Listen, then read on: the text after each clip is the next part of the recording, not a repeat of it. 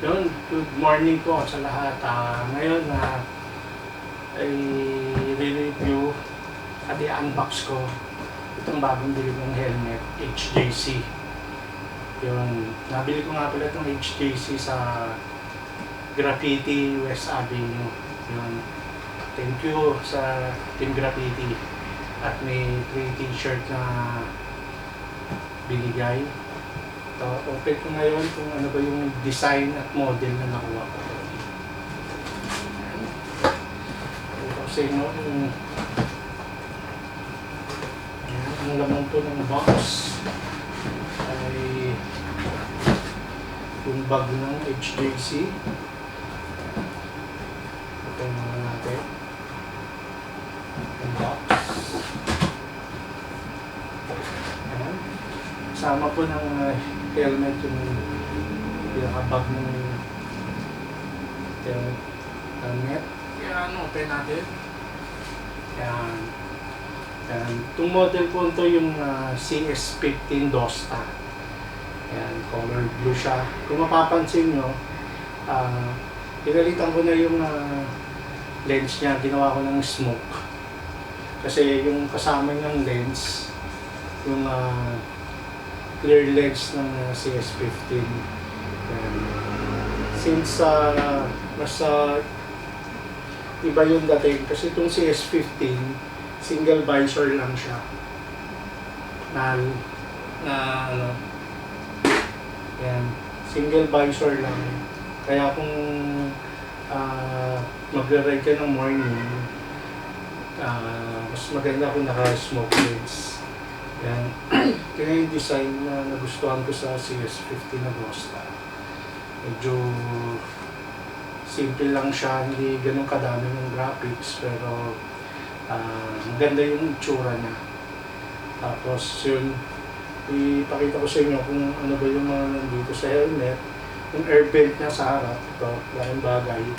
Kasi pag nag-ride tayo, siyempre yung init dun sa loob ng helmet. Ito yung pumapasok na hangin. Tapos dito sa may ibabaw, may dalawang air vent siya. Ayan, left and right. Ayan. Tapos sa likod, kung makapansin nyo, may parang ano siya, release ng hangin para makaikot yung hangin galing sa harap pupunta sa likod.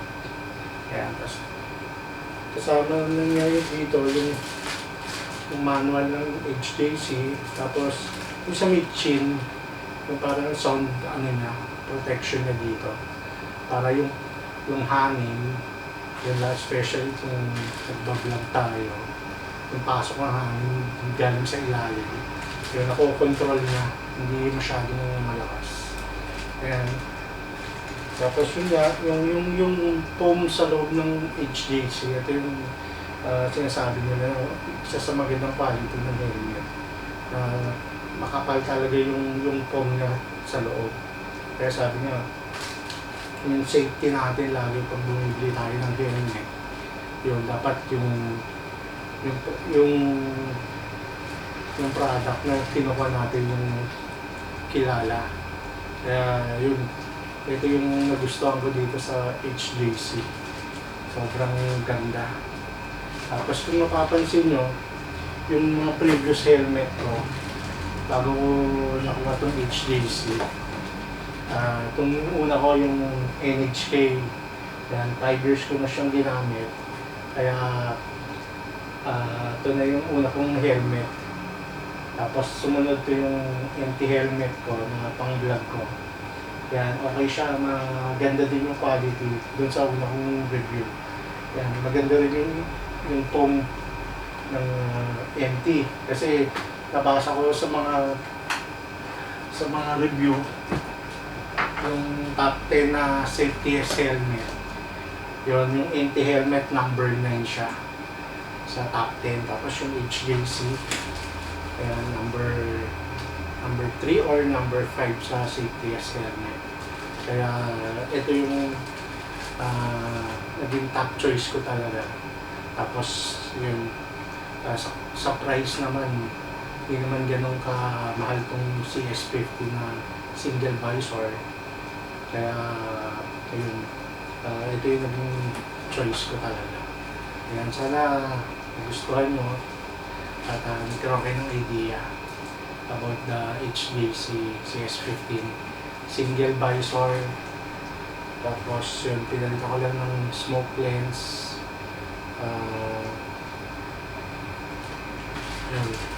Kaya thank you Team Graffiti again sa shirt, sa free shirt.